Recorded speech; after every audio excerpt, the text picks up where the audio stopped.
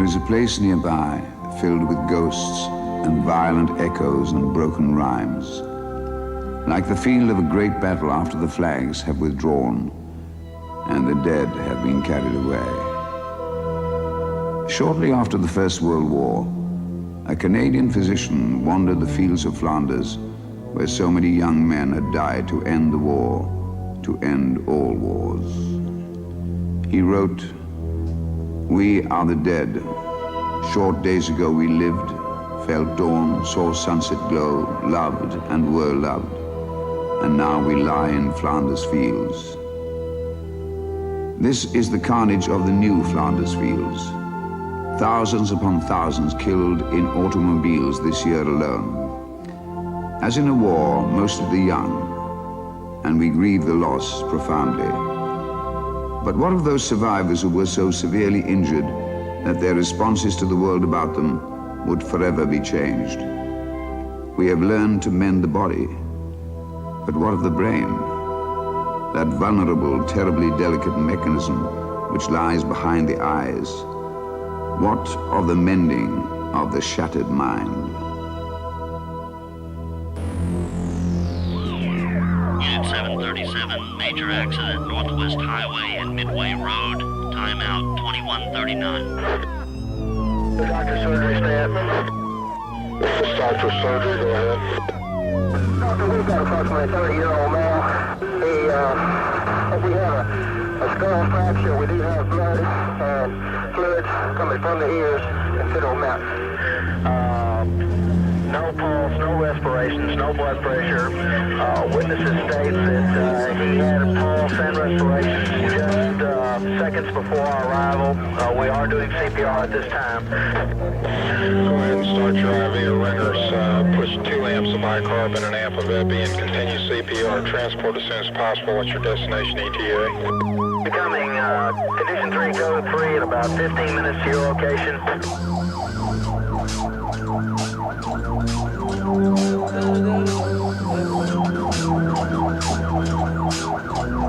Joshua, this is 145. We're 5 miles to the north at 2000. We'll be unloading hot. There is an irony here, and it touches again the fields of Flanders.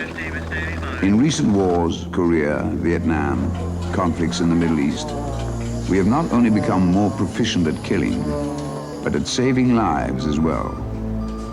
On the one hand, war was a lesson in destruction. On the other, a lesson in preservation. Emergency life-saving skills perfected on the battlefield are now applied with remarkable success to victims of the highway wars. Many who would once have died are now being saved, and a whole new population of survivors is emerging.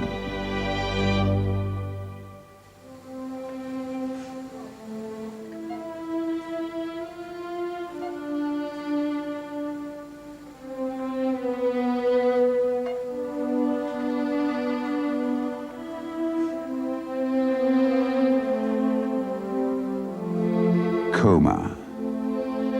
The word itself comes from the classical Greek concept for deep sleep. In ancient times, it was believed the moon goddess Diana watched over the affairs of one who slept so deeply. Coma, a human life hanging in precarious balance, suspended in a mysterious province science has yet to fully explore. A darkness from which many never return, and those who do arrive with no memory of their sojourn there.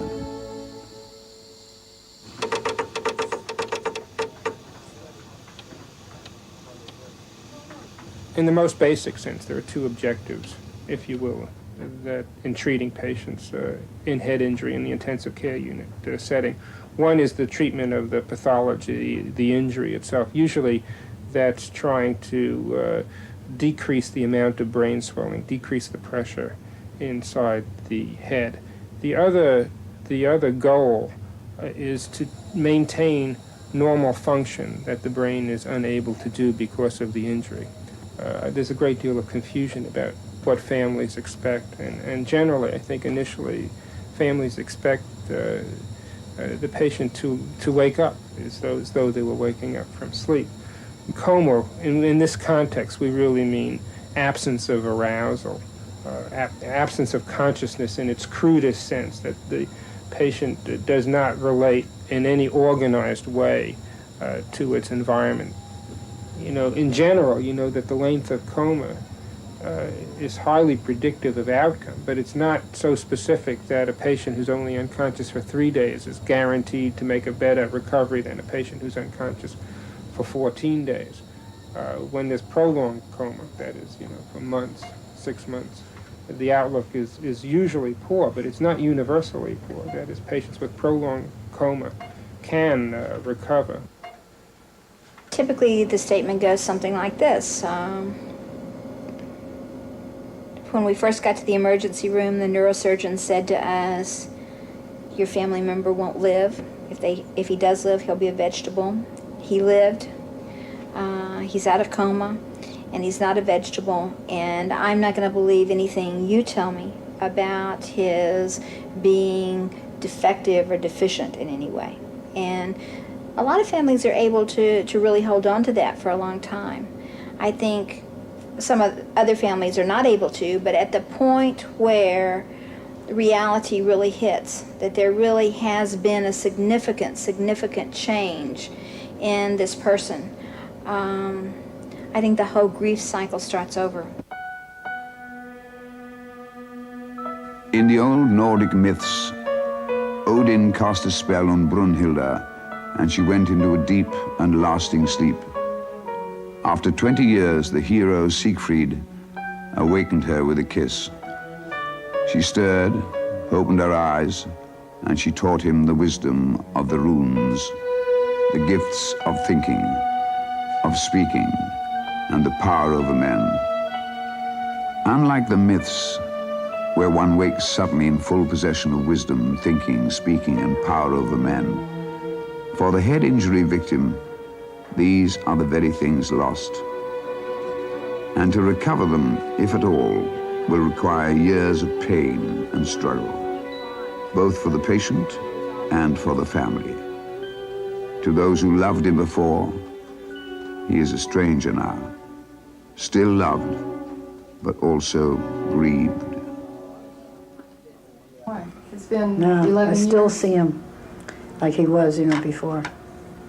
A normal, healthy kid. How would you describe him now? Well, I think he's healthy, but he sure isn't normal.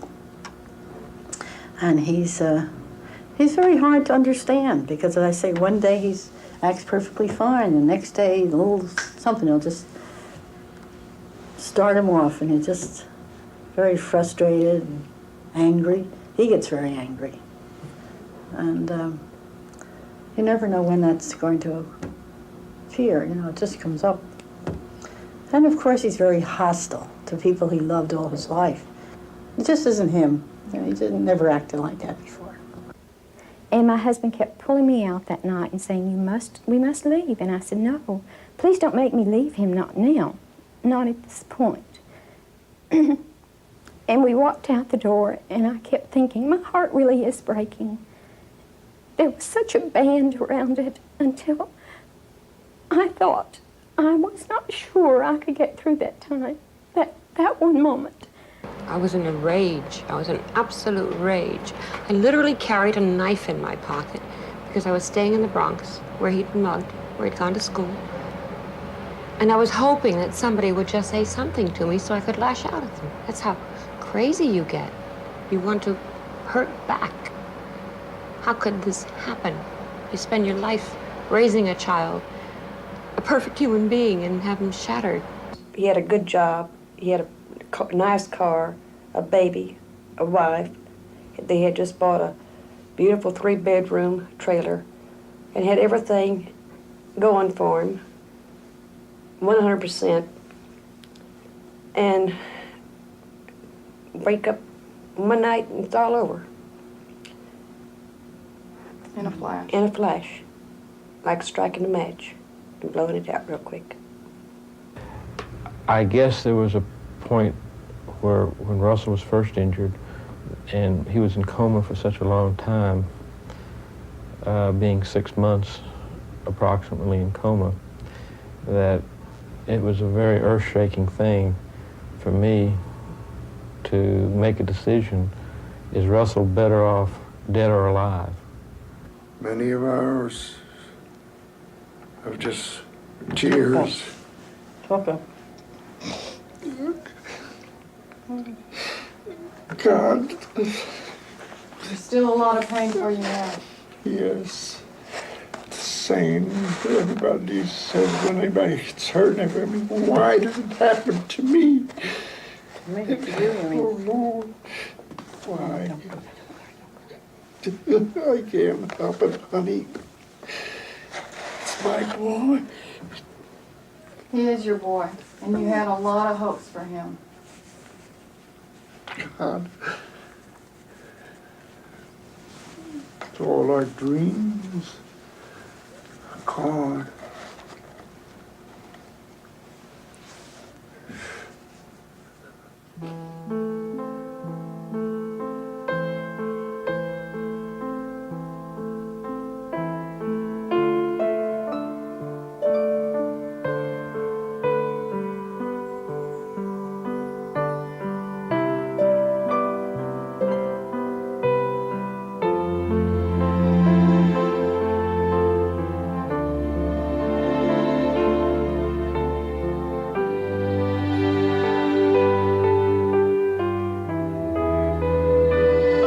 Each child on earth is a poem half written, a quick, bright verse, incomplete. Robert Frost has said a poem begins in delight and ends in wisdom. But for thousands of our children living their stanzas of delight, the end of the poem is severed from the beginning, and they are taken unaware to a world of broken rhymes.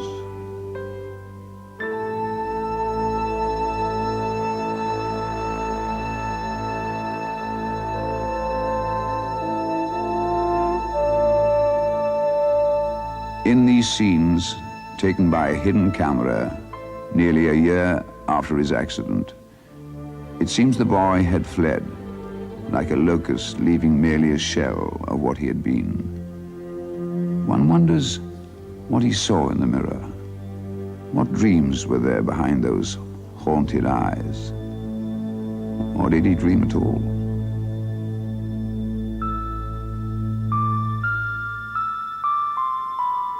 At 19, Russell Moody was terribly injured in a car accident, and he nearly died. At first, few believed he would survive, and if he did, he would regain little more than a primitive level of consciousness. What did he see in the mirror? Was Russell Moody in there somewhere, seeking a lost road back to where we are? Okay. Soap.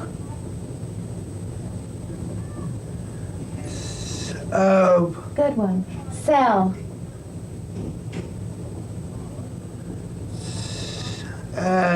Good. Now I want to hear see Sam sell soap. Try it. Wait a minute. What is Mama? Mama? Want to talk to Mama? Let's call me Mama. Let's do it. Mama. Oh, no. No. No. No. Oh.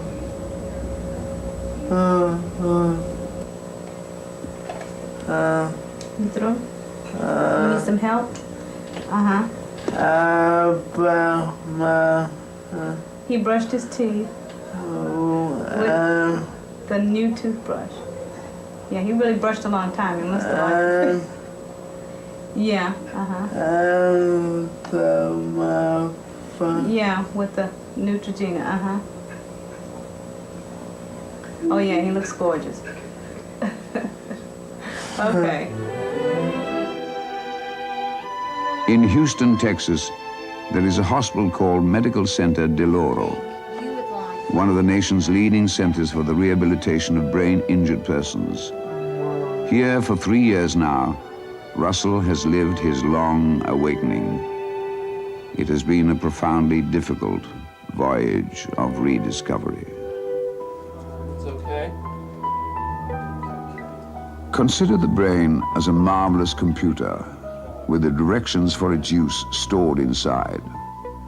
One day the computer is dropped and is shattered. Its complex circuitry torn and interrupted in 1,000 places. Not only would it be unable to process new information easily or retrieve the old, but the directions themselves would be locked away in the debris. The computer would still work, but it would work differently, imperfectly. What remained of its circuitry would be wildly unpredictable, a bewildering chaos of signals where once there was a rational and ordered universe.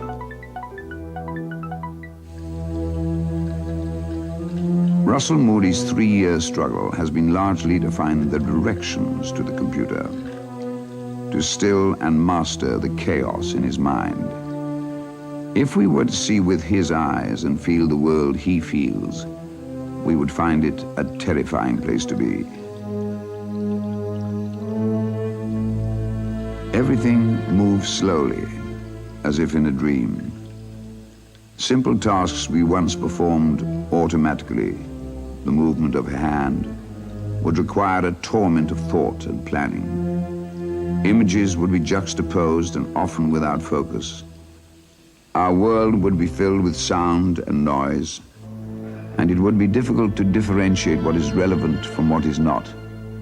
Each moment would be a massive effort to find meaning in the world around us. Within our minds, complex ideas and feelings cry out to be expressed, yet would often get lost on the way to the tongue. For 3 long years, Russell Moody fought the terrible temptation to slip back into the sweet tyranny of immobility, apathy, and darkness. It would have been by far the easier course. Yet for 12 hours each day, 7 days a week, he forced himself to exercise, to move, to think, to remember, and to anticipate, even to enjoy. First started a long time ago. Do you remember biting me? How many times did you bite me?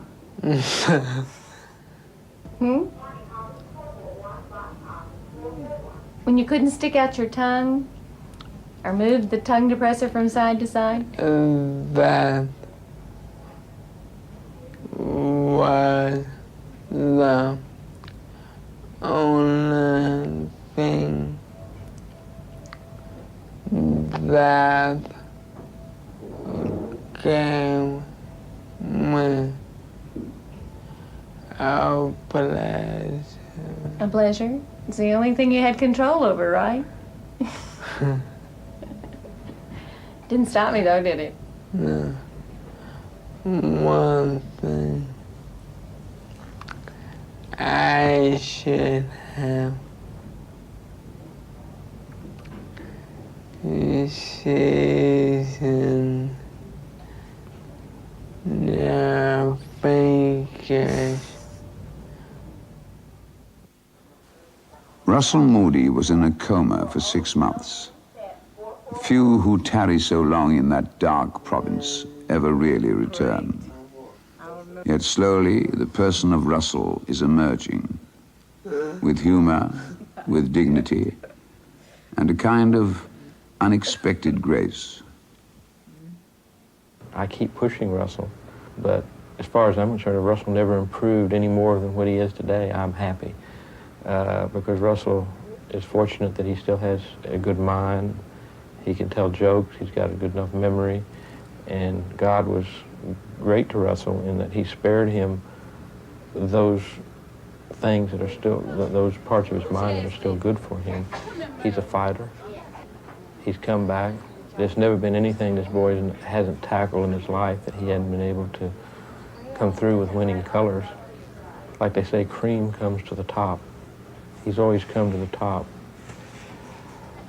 And even in his brain injury, he's been able to handle it probably better than I could have handled it. There is a further mystery here. As far as he's come, Russell's deficits are still enormous. One wonders at the outcome. What will he eventually be? Will he put the pieces of himself together to resemble something like he was before? What are some goals that you would like to try to achieve? Find my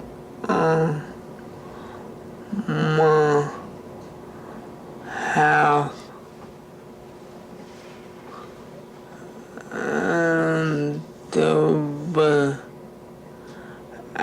able to live on my own.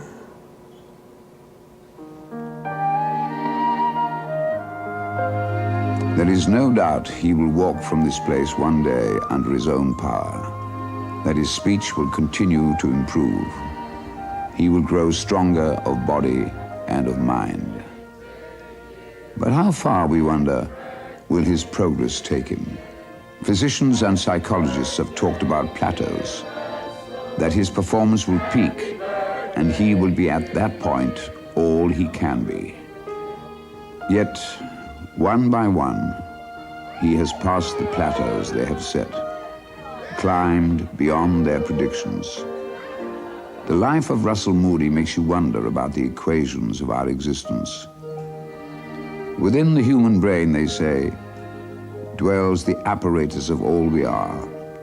Russell's brain was shattered, yet the indomitable power of his will remains.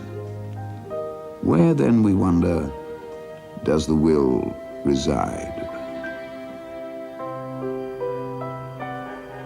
Beyond the cloistered walls of the hospital where Russell Moody heals, the world waits like a half-forgotten carousel, a carnival of sound and motion with subtle shades of sorrow and delight.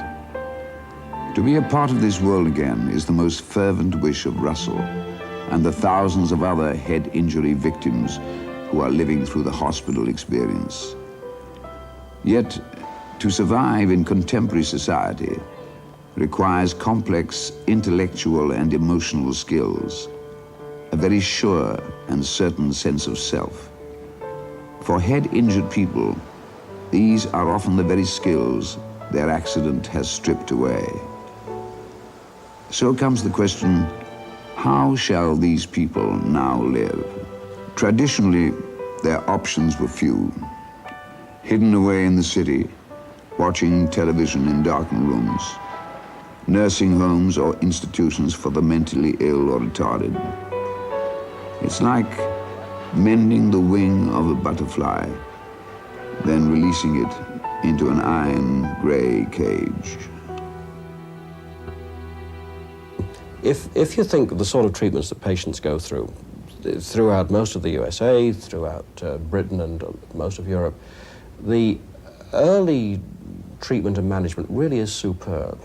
Particularly the acute management, the neurosurgical and trauma nursing management is excellent. There are so many good centres in the USA and in Britain, and lives are saved, and they're saved with a great deal of skill and energy. And then you've got the problem of acute rehab. And acute rehab is really about arms and legs and, you know, learning to walk and to move and activities of daily living, and they're extremely important. And I think we're not too bad at that. I think we've really got a handle on that. Down the line a little, 6 months on, 6 months is a very arbitrary sort of period, but down the line a little, I think in many ways we've been rather floundering, wondering just how we begin to tackle the myriad of problems that face both the patient and family. Well, let's think of the main problems facing a head trauma victim who's trying to readjust back in society. Your deficits are going to be in perhaps 10% of the patient's residual physical problems. Secondly, we've got the psychological problems that we've talked about, and these can be obvious. You can have a severe memory problem, and I mean, you kind of almost don't have to discuss the impact this could have on your prospects of either getting a job or just dealing with other people. And then there's the extra dimension that we've talked about, and that is the psychosocial change, the emotional and the personality. Many of the patients I've known have become rather isolated individuals. Just talking off the top of my head, if I had to think of a problem that hits almost every patient by 5 years after injury, it's loneliness.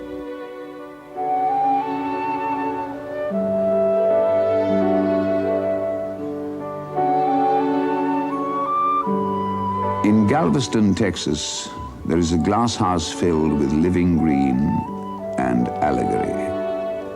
One day soon, the plants nourished here will be transplanted beyond this small protected garden. And so they're tended carefully, prepared for the shock of transition. Those who tend the plants are a group of people who have lived through severe head injury and will soon seek roots in the real world. Thus, the allegory. It's a garden one cannot know apart from the gardeners.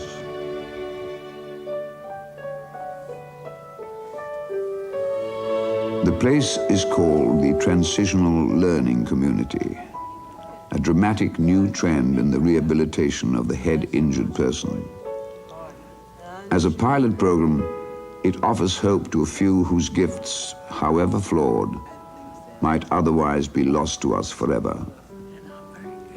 This program might well spark a whole new and positive approach to rehabilitation. One of the things that makes TLC unique is our commitment to the concept of transition. We have people here who have, perhaps for years, seen themselves as patients and victims, people for whom other people perform the activities of daily living. And what we are saying here is we are taking in head trauma victims who are at the point in recovery that they are ready to give up the role of patient and the role of victim and to start taking on the responsibilities of citizenship that every adult who successfully is a member of our society has. We have a community here in which every individual has roles, and every member here is a citizen.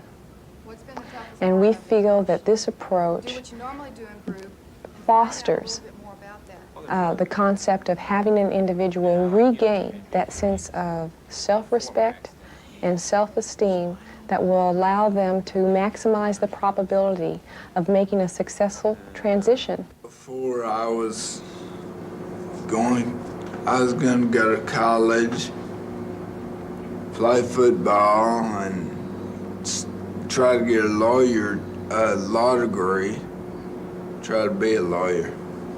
And I was just gonna shake the world and see what fell out.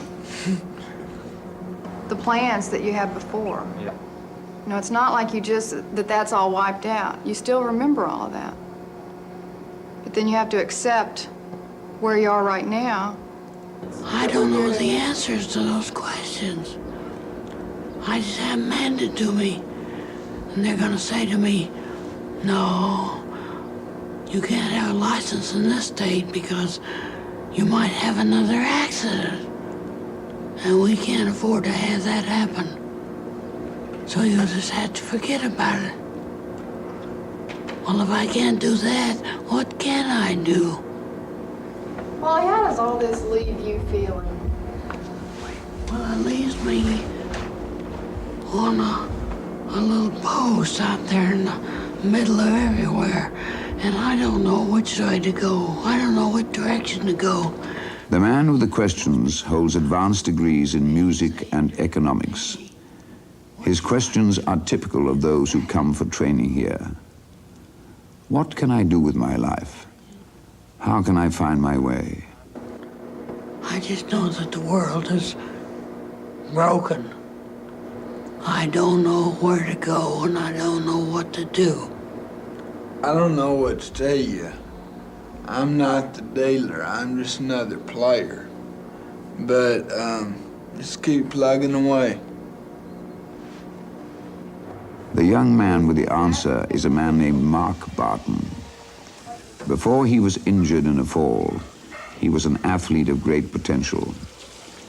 Both men are seeking to come to grips with this new person they have become, and with the sudden absence of their dreams. Thoreau has said, dreams are the touchstones of our characters. If this is so, then where are we when our dreams have fled? Well, the word rehabilitation to me means kind of getting back like you were. But that's kind of a dream, because you can't get back like you were. I'll probably never run 100-yard a kickoff back, but there's still a lot of things in life I can do. And I guess rehabilitation in my sense means making something of your life. And I'm going to try to do everything I can to do that. In an old house across the street from the transitional learning community, there is a Montessori school. Each day, Mark Barton climbs the long stairway to where the children are.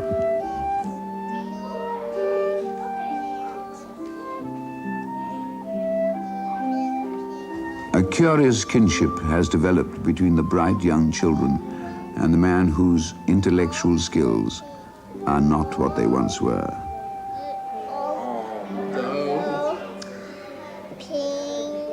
Each helps the other discover the marvelous gifts within the human mind. The children reach forward for what they have yet to know. The young man reaches backward for what he has forgotten. Mark Barton was injured at an early age when he was just a teenager, before he'd really established an identity of who he would be as a man. And he's been struggling for 5 years since the injury to establish an identity. And when Mark came to us, he felt like he had two choices. He could either see himself as a wild and crazy 16-year-old, which was what he was at the time of the injury, or as a handicapped adult. And he didn't see any middle ground. What Mark has been doing since he came to TLC is finding out who he is. Not as a patient, not as a sick person, but Mark Barton, the adult, 21-year-old man. Who are you? One of the greatest tragedies of having an acquired brain damage is you had an individual who had a complete and normal life who has suddenly had this tragedy occur in their lives. And there's no way that an individual can go through a brain injury without suffering a tremendous blow to self-esteem. They suddenly have problems they never had before. Things that used to come easily to them are difficult. Friends fall away. Family treats them differently. So we're looking at a population of people who think of themselves when they come here frequently as worthless. Now, the staff knows that each individual that comes in here is a very special person with very unique positive qualities about them. One of our purposes here is to help the individual discover those good qualities in themselves. Because if you can't identify the strengths and the good qualities, you can't use those strengths to compensate for the weaknesses.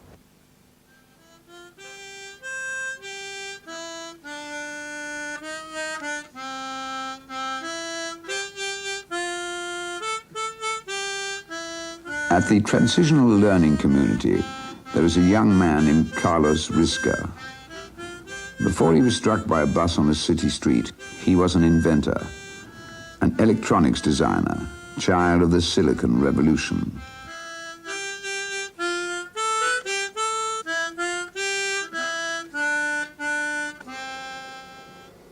Not long ago, he was creating electronics of enormous complexity.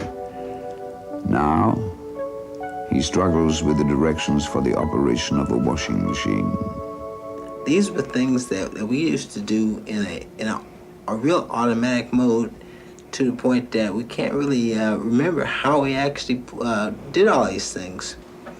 And now trying to do them, they all seem difficult. It seems as though you're switching from an automatic transmission down to a manual. Most head-injured people have difficulty with memory. Not that long-term memory Aldous Huxley calls every man's private literature, but memory over the short term. That momentary and continuing correspondence we have with ourselves, a quality of mind essential to the completion of any complex task. Like our brain's cousin, the computer, we must process information step by step, always remembering where in the process we are. To most of us, this is as natural as breathing. For the head injured, it is a process which must be relearned. Before my accident, I got into mountain climbing technology, and despite the fact that I had a heck of a lot of criticism about doing something crazy, I didn't really think it was that crazy, because the thoughts that I learned out of that were like something simple. Like you walk up to someplace and say, "Where you want to go?" "I want to go up there." Say, "Well, where are you at?" "At the bottom." "How in the heck you gonna get there?" I take that principle and use it to life now. How in the world am I gonna get there?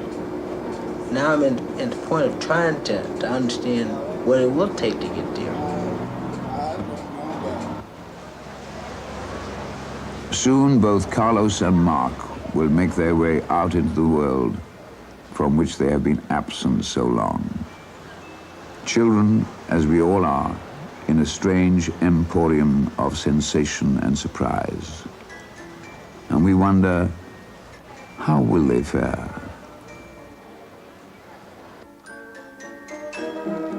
TLC is a transition place. It's not a destination.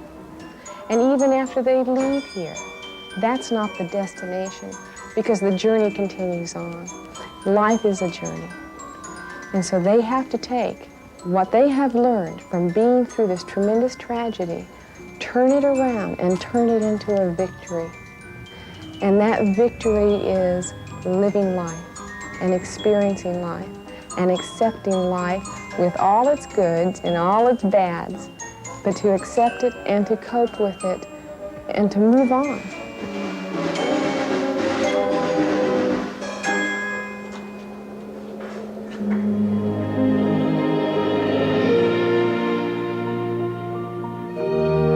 Two young men embark on a voyage more daring than those the distant captains of Atlantis sailed in their ships with painted sails. And they sail for us. For through them we discover once again the almost magical beauty of the individual human life and the enduring power of the human spirit. Godspeed.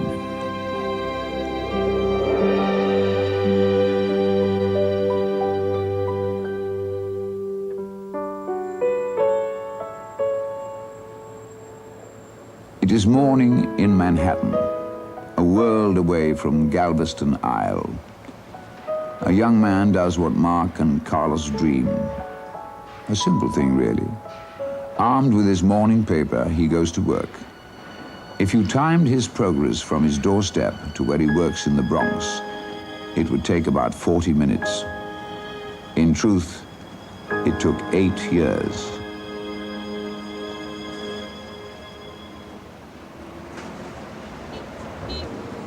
David was a brilliant student in a well-known university. He primarily saw himself as a big brain and a big intellect, and he was a young, cocky fellow who felt that the world is his oyster and he's going to move places. One night, he goes from the university, from someplace out of the university in a big urban area, and he is accosted by 3 people. They mug him, and in the process of the mugging, they smashed his head and his face, literally. For the following year and a half, almost 2 years, he made several attempts to go back to school, and all of them failed because basically he was not able anymore intellectually and emotionally to cope with the demands of university life, which before that he could do with one hand tied back. He had problems of attention, he had problems of concentration. He had problems of having lost the ability to sort of self-start, self-initiate things. And then his mother came back into the city and literally rescued David. She found out about our program and brought him home, and then almost dragged him into our program. And he was down and out. For a very long time, he didn't know what to do, and that's terrible for a young man, for anyone, but I think especially for a young man. This is very delicate ground, because I don't want to hurt you, your feelings. I'll refute them if I can. Okay. Or qualify them. See, because a lot of things that really bothered me before have changed. I used to watch him when we first moved here into Manhattan. He would get up in the morning and he would start to try to take a shower, for example. And sort of all day long, he would be working toward taking a shower. He'd watch television and he'd walk around and look at the towel and put it by this or put it there. And it would go on all day long, and evening would come and he'd give up and go to bed. And then I'd see him do the same thing the next day. And I'd go absolutely mad, because I knew how frustrating it was for him, and I didn't know what to do about it. And boy, this was a far cry from the handsome kid that I knew, who took several showers every day and thought nothing of it. It was just one of the things you just did, you know, as you were rushing somewhere. And here he was, just hanging out all of the time, not able to get going. Now that is some change. And I would see this day after day, week after week. His clothing smelled. I couldn't tell him that. In classical times, there was a Roman god named Janus, for whom the first month of the year is named. He served as god of gates and doors, entrances and exits. He is depicted with 2 faces, one looking into the past, the other into the future. David Reisig, once a promising law student at Fordham University, often perceives himself as 2 Davids. The old David he knew in the past, and the new David he has yet to fully know.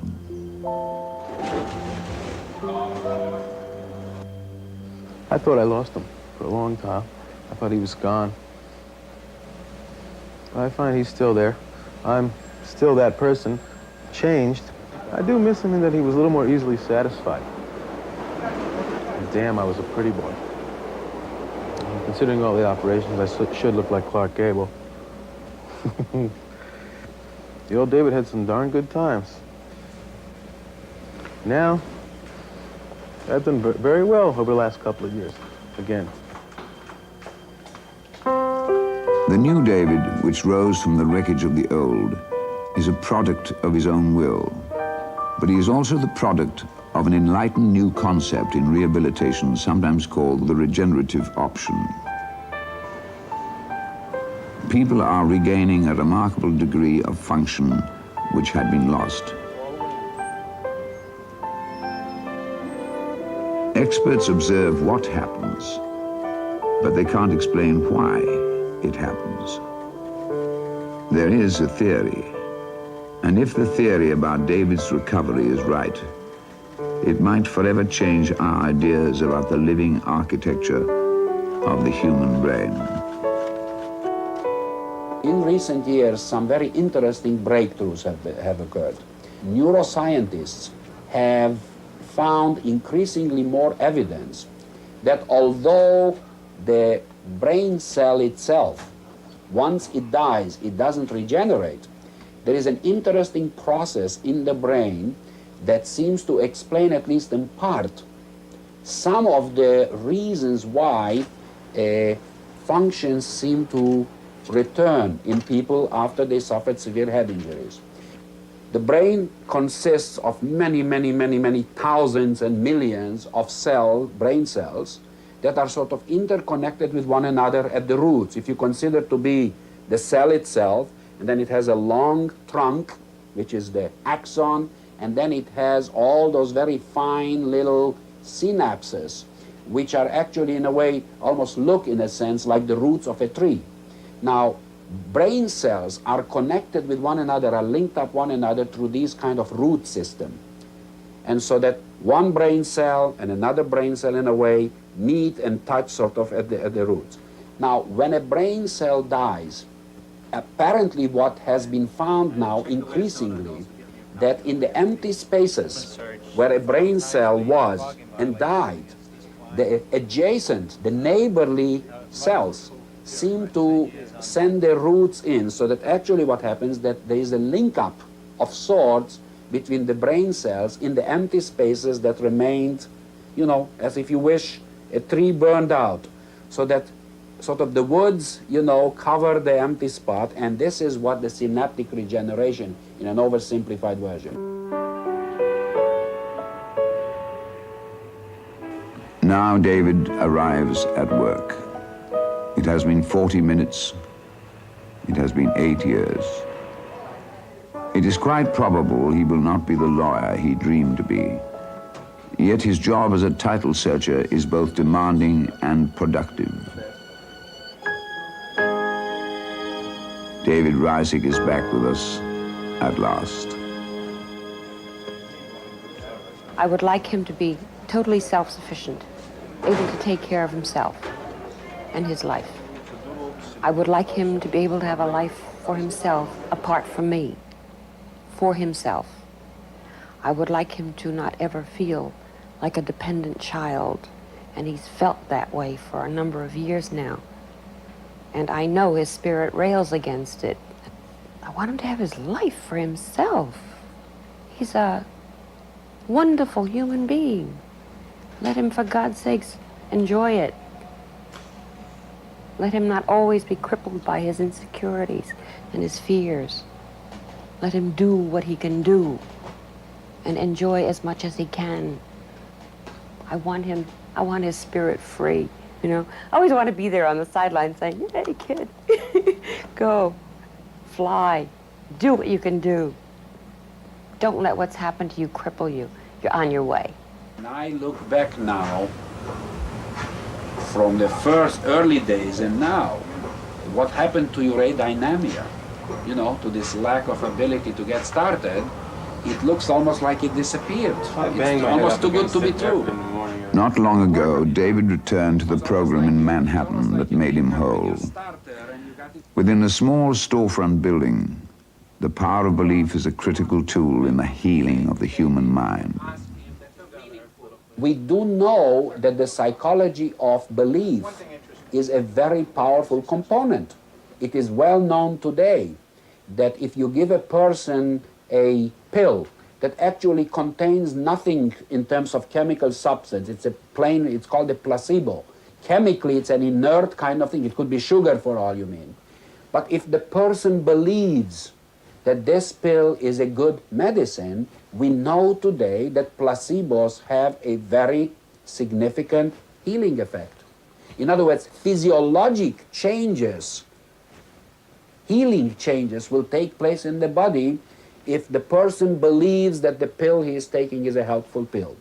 That's an aspect of belief Now, we were born, human beings are capable of belief, and when you believe in something very strongly, the belief can get you to change your behaviors in a very drastic way.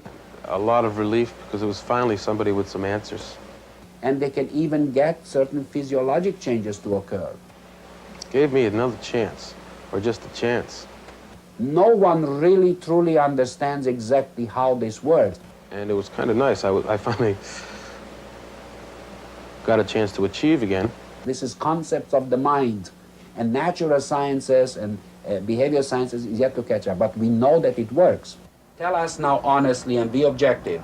What do you think have you contributed to this new class, and what did they contribute to you?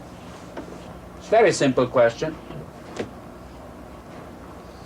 Yeah, that's like, you know, what is God? That's the simple question. It's very simple. I just gave you honest answers. I told the truth, my situation. And if there was anything gotten out of it by anybody here, it worked. Mm-hmm. What did it give you, David? Satisfaction. You had the quality today to touch some people, and you could look at Lynn. She has tears in her. I've never seen Lynn cry. This is something. Nice of you to bring so it up. how does it feel to be a guy who can inspire other people just by being? Just an extra kick I needed for a while. An extra kick. Well, you got it. Thank you very much for coming today. You're very welcome. Tell you. Thank you. So we count on you for a kick. Wouldn't it be nifty if I could pick my problems? So I started thinking about it, and I thought, what would I pick? Nothing can happen to me because my kids are dependent on me. So it can't be anything that will physically incapacitate me, so it can't be me. I don't want anything to happen to my children. I really don't want anything bad to happen. What do you know? I have to take it as it comes. And that's sort of how I feel about this. Yes, I would rather have missed the whole thing. I would rather have my son not damaged. I really would. It's like being put through a damned fire, not knowing how you're going to get through it. But when you do get through, and you haven't just gotten through by luck, you've done it with sticking to what you had to do and taking care of what you had to do, your responsibilities. And you try to carry it off with a little bit of grace and a little bit of pride, and you do it day by day and see some results and know that somehow you've done something right. It's a good feeling. We are, it seems, a cast of strolling players in a universal folktale, each seeking something of the heroic to enrich our lives. Yet there is something curious about heroes, something Shakespeare knew when he created Othello, Hamlet, and Lear. The essence of their heroic quality was not perfection, but imperfection. Each was given a tragic flaw. Tragic because, as great as they were, they could never rise above their flaws. And their imperfections brought the heroes down. Here now come Russell, Mark, Carlos, and David. Like the heroes of Shakespeare, each is profoundly flawed, as are we all to one degree or another. Yet here are people not diminished by their imperfections, but triumphant over them in a way that stirs the soul. And in their struggle, they reveal to all of us what is most beautiful in each of us: the will to endure, the capacity to fight the darkness that would surround us, the strength of spirit to pursue the light.